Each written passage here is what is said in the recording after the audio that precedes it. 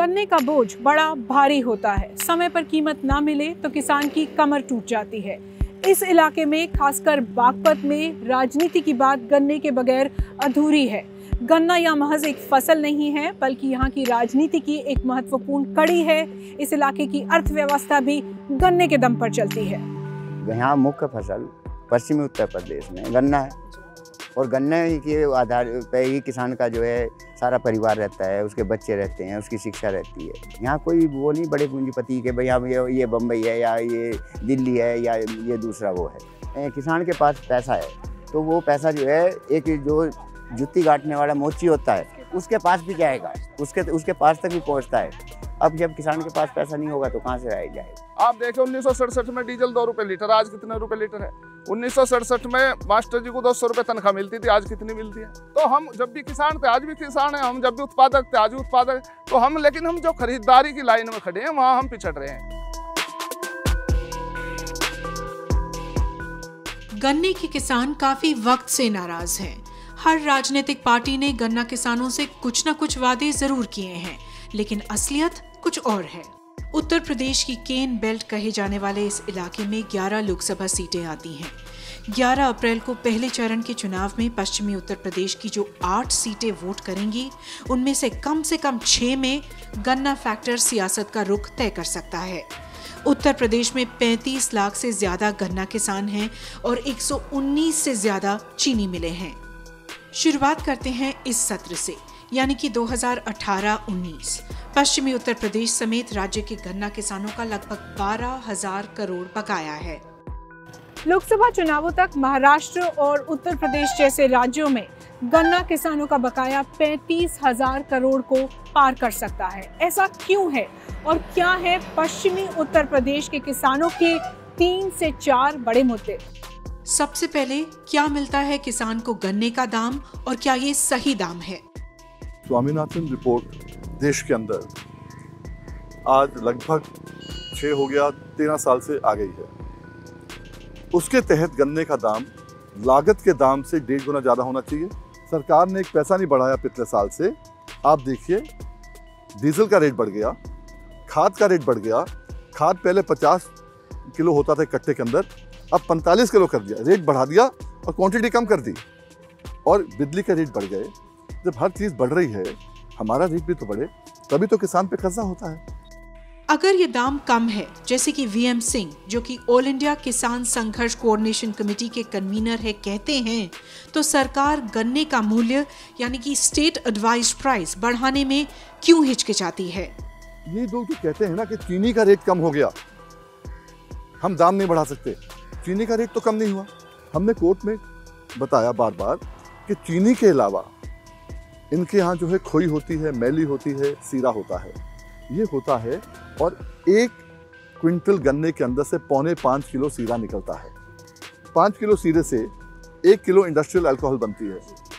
और वो अल्कोहल से अगर देसी शराब की बात करें तो 4 लीटर के आसपास बनती है। 1 लीटर शराब कितने की जाती है तो हज़ारों रुपए का 1 लीटर से, एक गन्ने के 1 क्विंटल से ये कमाते हैं। आपको मालूम है 2014 में, अभी की बात नहीं कर रहा, मेरे एक केस में राज्य सरकार ने जवाब दिया था कि एक्साइज चीनी मिल मालिकों से सीरे के ऊपर जो लिकर आती है उस पर एक्साइज 10,000 करोड़ से ज्यादा तो हम देते हैं स्टेट गवर्नमेंट को, सेंट्रल गवर्नमेंट को अलग। सुप्रीम कोर्ट का आदेश है कि अगर बकाया 14 दिन से ज्यादा रहता है तो चीनी मिलों को गन्ने के किसानों को ब्याज देना होगा, लेकिन क्या ऐसा हो रहा है? जो सुप्रीम कोर्ट का ऑर्डर है 14 दिन में भुगतान का है किसानों के लिए, लेकिन नहीं हो पाता। फर्क तो है, थोड़ा सा सरकार की सख्ताई है तो टाइम से कोऑपरेटिव का भुगतान हो रहा है, नहीं तो ये भी नहीं हो रहा। जिन्होंने अपने जो है मैनिफेस्टो में लिखा था कि 14 दिन के बाद में गन्ने का पेमेंट मिलेगा हर हालत में, उसके बाद में कहाँ हुआ मिला है 14 दिन के बाद? देखो ये है, किसान के हालात में कोई ज़्यादा डिफरेंस तो आया नहीं। सरकार ने प्रयास किए हैं, लेकिन ये डिफरेंस जरूर आया कि एक तो में बिजली अच्छी मिल रही है और यूरिया की किल्लत नहीं है, डीएपी फर्टिलाइजर वगैरह हमें सब मिल रहा है इस समय। हाईकोर्ट का निर्देश और फिर सुप्रीम कोर्ट का निर्देश था कि 14 दिनों के अंदर अगर आपने बकाया नहीं दिया तो आपको किसानों को ब्याज देना चाहिए। अखिलेश सरकार का कहना था कि जब उन्होंने ये ऑर्डर को रद्द किया था, सेट असाइड किया था अपने कैबिनेट डिसीजन में, उनका कहना था कि शुगर मिलों को राहत देनी चाहिए कि वरना इस पूरे एरिया में जो इंडस्ट्री है वो ठप हो जाएगी, बंद हो जाएगी। देखने की बात है, जब किसान गन्ना लगाता है वो ऋण लेता है बैंकों से, सोसाइटियों से गन्ना लगाने के लिए, और जब मिल मालिक पेमेंट टाइम पे नहीं करते हैं, हमें ब्याज देना पड़ता है, और टाइम पे देते तो हमें पेनल्टी भी देनी पड़ती है, और इनके कारण लेट हो रहा है। और ये नहीं देंगे, और अखिलेश सरकार इनको तो माफ़ कर देगी हमें देने से, पर जो हमारा ब्याज हमने देना है सरकार को, हमने बैंकों को देना है, हमने सोसाइटी को देना है, उसको माफ़ करने की बात नहीं करते वो। अखिलेश सरकार ने जब किया था, हम कोर्ट चले गए, कोर्ट ने खारिज कर दिया वो, और उनसे कहा है कि अगर किसानों को तुम्हें ब्याज देना है, क्योंकि उन्होंने अगर ब्याज दिया है, देना पड़ेगा, तो आरसी काटो और दे के हमारे सामने आओ, वरना हम तुम्हारे खिलाफ चार्जेस फ्रेम करेंगे। 40 लाख गन्ना किसान हैं, 5 वोटर हुआ, 2 करोड़ वोटर की अनदेखी कर रहे हैं, तो इलेक्शन के बाद क्या करेंगे ये? आप पे ये भी आरोप लगाया जा सकता है कि आप खुद भी राजनीति में आना चाहते हैं, पॉलिटिक्स में आना चाहते हैं, टिकट लेना चाहते हैं। बिल्कुल सही है। ये आरोप अगर जो लगाता है तो उसको मालूम होना चाहिए कि 1993 में जब मैं एमएलए था, 96 में जब पहली बार गन्ना किसान का जो आदेश आया था 900 करोड़ रुपए बकाया देने का, उस ज़माने में आज से 25 साल पहले टाइम्स ऑफ इंडिया में हेडलाइंस थी, हर पेपर में हेडलाइंस थी कि पहली बार पीआईएल में इतना पैसे देने की बात हुई थी। तो कोर्ट ने मुझसे कहा था कि वीएम सिंह, आरएन त्रिवेदी साहब एडवोकेट जनरल जो है वो कह रहे हैं कि ये आप पूरा कर रहे हैं राजनीति के लिए, इसलिए आपको नहीं सुना जाए, इलेक्शन के बाद सुना जाए, आप एमएलए का चुनाव लड़ रहे हैं। मैंने कहा जी अगर ऐसी बात है तो चुनाव मैं छोड़ देता हूँ, आप मेरा अंडरटेकिंग ले लीजिए, और मैं चुनाव छोड़ दिया। दरअसल गन्ने की राजनीति को समझने के लिए हमें क्षेत्र के इतिहास में झांकना होगा। गंगा और यमुना नदी के बीच के द्वाब में बसे होने के कारण ये क्षेत्र अत्यधिक उपजाऊ है।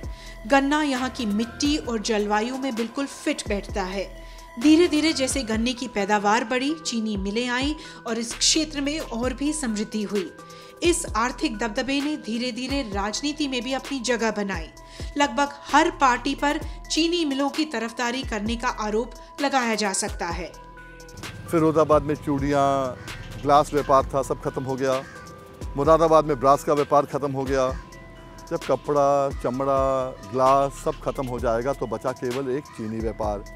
वही चीनी व्यापार के जो चीनी मिल मालिक हैं वही इनको पैसा देते हैं। इसीलिए आज दिक्कत हमें हर सबको आती है कि जब ये लोग पैसा उनसे लेते हैं या उनसे रिश्तेदारी निभाते हैं तो फिर किसान की बात करेंगे या मिल मालिकों की करेंगे, आप खुद समझ लीजिए। जाटों के नेता रहे चरण सिंह ने गन्ना किसानों के मुद्दों को आगे रखकर यादवों, गुज्जरों और मुसलमानों को अपने साथ जोड़ा था। इस जातीय गठबंधन ने 1960 के दशक में केंद्र और राज्य में कांग्रेस सरकारों के खिलाफ बड़ा आंदोलन किया। हालांकि इस आंदोलन से चौधरी परिवार को तो काफी राजनीतिक फायदा हुआ, लेकिन गन्ना किसान आज भी उन्हीं समस्याओं से जूझ रहे हैं। हमारे यहाँ गन्ने का भुगतान का वास्तव में एक बड़ा मुद्दा था, लेकिन पिछले 20 वर्षों में ये पहला साल है या गन्ने के भुगतान का 100% पहले साल का भुगतान हुआ है, पहली बार हुआ है। तो जितने कोऑपरेटिव मिल हैं सरकार के, सबका 100% भुगतान है। प्राइवेट में उसी बार प्राइवेट की समस्या थी, और प्राइवेट में ऐसे ग्रुप जो बरसों से यही काम कर रहे थे, वो यही काम कर रहे थे, पहली बार हुआ है। हमारा मलकपुर का मोदी नगर का जिसके मिल मालिक है मोदी, यूके मोदी, आपको मालूम भी हो, उन्होंने भुगतान किया है। ये पहली बार हुआ है। विदेशों से आपने 3 लाख टन चीनी सितंबर 2018 में क्यों मंगाई? Why are you importing sugar? नहीं, बकाया तभी तो खड़ा हुआ है। क्या सरकार को जानकारी नहीं है कि यील्ड बढ़ गई है? सरकार को ये जानकारी नहीं है कि किसान जिस वैरायटी को आज बो रहा है गन्ने की, उसमें रिकवरी बढ़ गई है? तो जब इतना ज़्यादा प्रोडक्शन है, गलत है, तब पूरा ध्यान अगर सरकार का चीनी के दाम को कम रखने पे होगा और हम कहेंगे बाहर से चीनी मंगाओ। जो अगर आपका रिकॉर्ड देखा जाएगा तो उसमें सपा का रिकॉर्ड भी देखा जाएगा, उसमें ये अखिलेश यादव का रिकॉर्ड भी देखा जाएगा कि सुप्रीम कोर्ट में समाजवादी का कभी कोई प्रधानमंत्री तो बना नहीं है मेरे हिसाब से। तो रिकॉर्ड तो देखा जाएगा ना।